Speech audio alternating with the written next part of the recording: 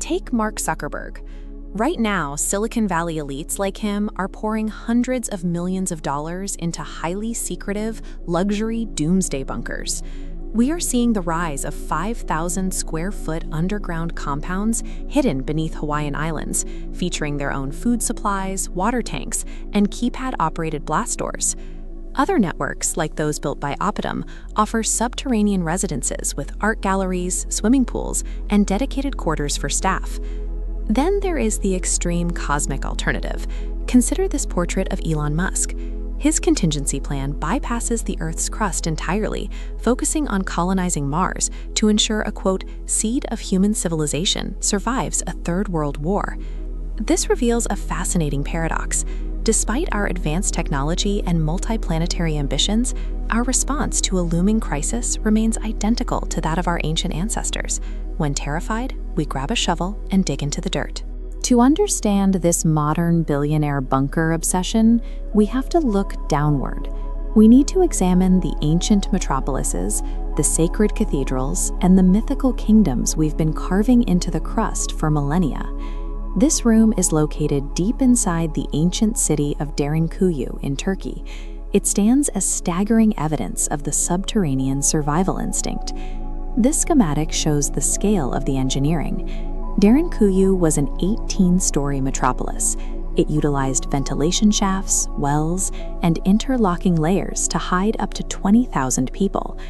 To defend lower levels, builders utilized brutally simple logic. Residents could roll monolithic stone doors across corridors, sealing themselves behind locks impossible to open from outside. By the Middle Ages, northern France saw the same drive for concealment. Locals expanded old Roman quarries into the Naurs caves, creating 2 miles of tunnels to hide thousands of inhabitants during generations of warfare. In the 20th century, the threat shifted to nuclear annihilation, triggering that same primal response. Look at this archival photo.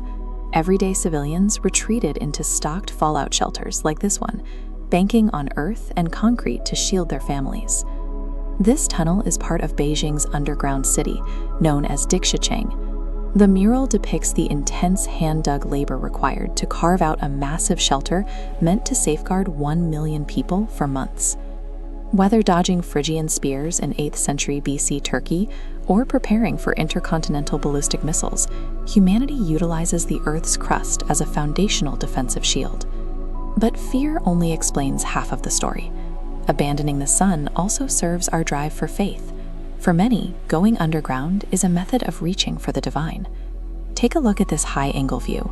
This is the Church of St. George in Lalibela, Ethiopia. In the 12th century, a king ordered 11 monolithic churches to be hewn from the top down, carving them directly into the volcanic bedrock. Contrast that top-down excavation with this ornate space in Poland. This is the Wieliczka salt mine, transformed over time into an expansive subterranean cathedral. Digging out the rock salt, often referred to as white gold, was grueling labor.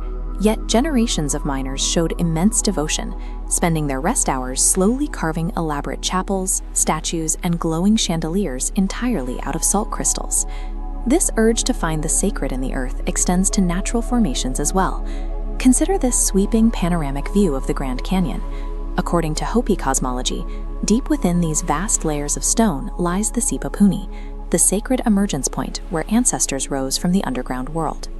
These sacred spaces, from Ethiopian trenches to the Arizona desert, prove that humanity enters the dark to transcend the physical world, seeking a spiritual connection that the surface lacks. There is a third motivation driving us downward, the psychological vacuum of the unknown. Where the verifiable archaeological record ends, human imagination fills the void. Look at the horizontal ribbed walls inside this chamber. This is one of the 24 artificial Long Yu caves in China. They serve as a bridge between reality and mystery, largely because there is no historical record detailing who built them or why. When we lack verifiable data, we invent kingdoms, like Agartha, a mythical civilization that esoteric writers claim exists deep within a hollow earth. These myths are highly predictable.